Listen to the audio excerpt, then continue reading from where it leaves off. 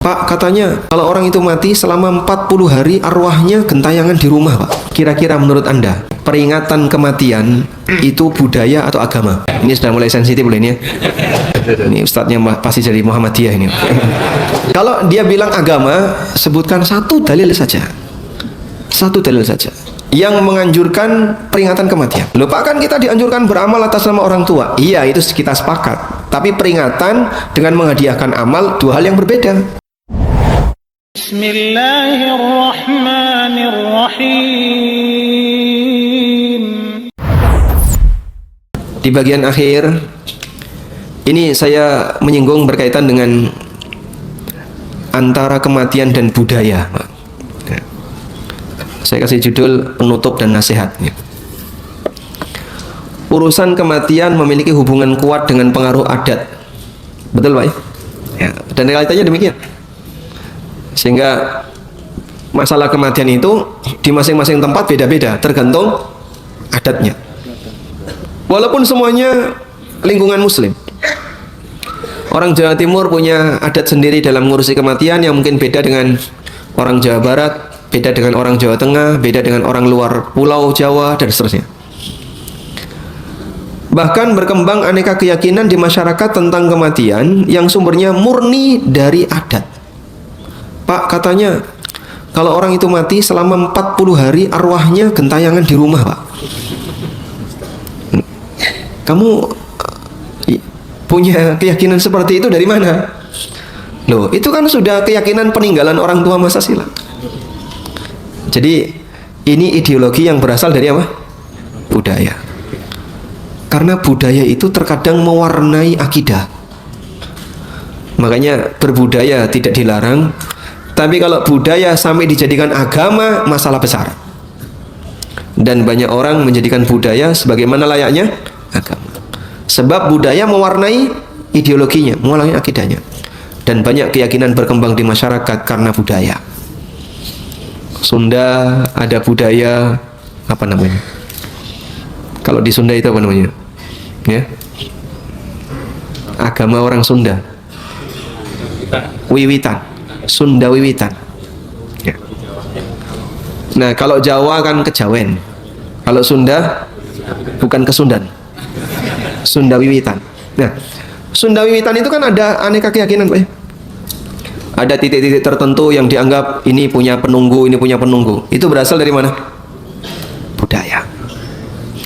Saya sebagai orang Jawa tahu beberapa titik keyakinan orang Jawa.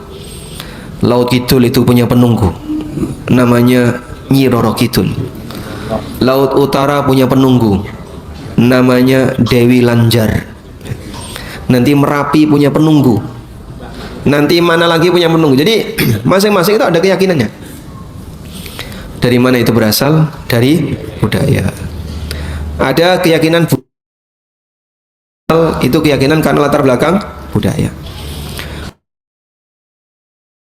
Budaya sebagai agama. Karena itu budaya tidak boleh dijadikan sumber keyakinan sebab mungkin mudah diterima. Kalau saya bicara di sumbernya, Pak, beda lagi.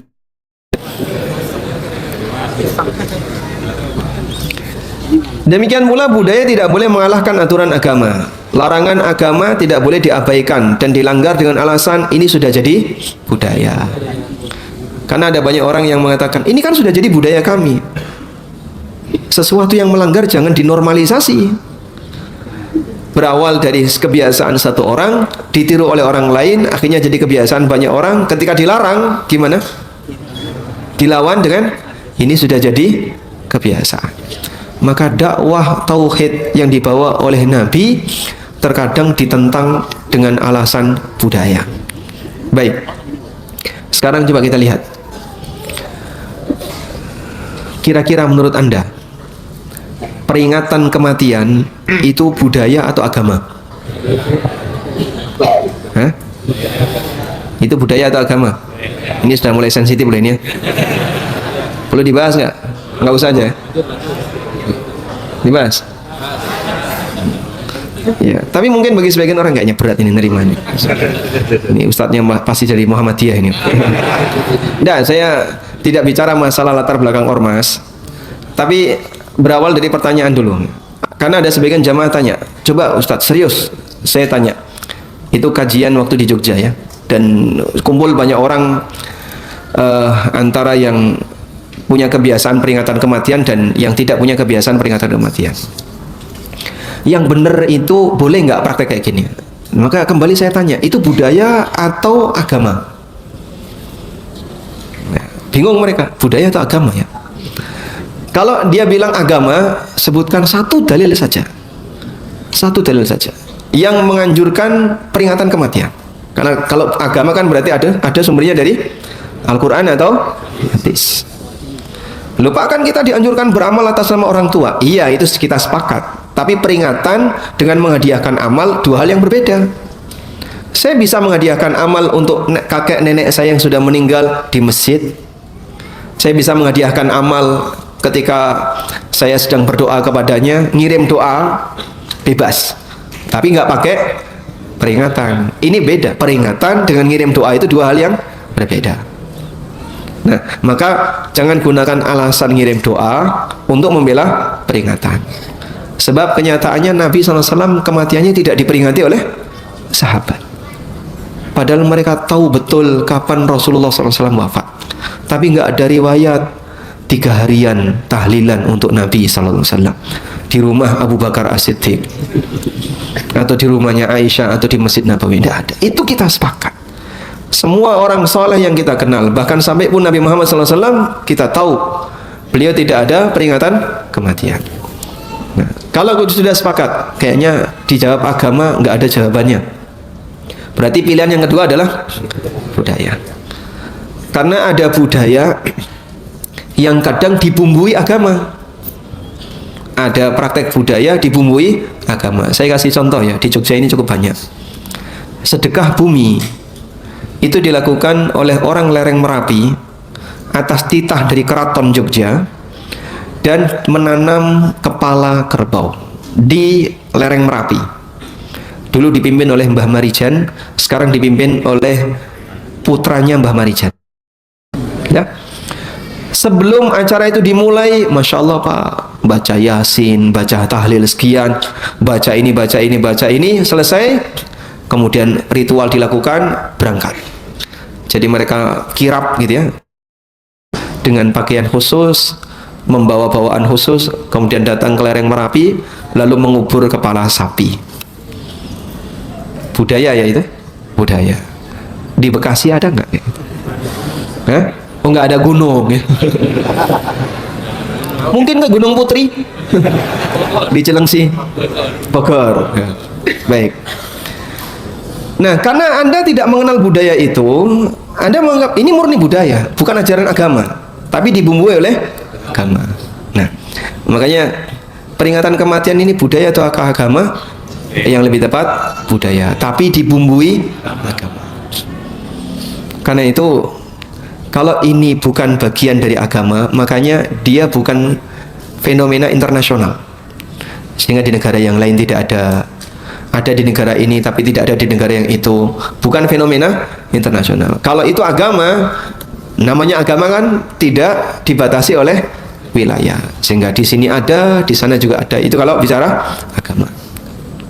Saya bacakan keterangan Imam Asy-Syafi'i rahimahullah.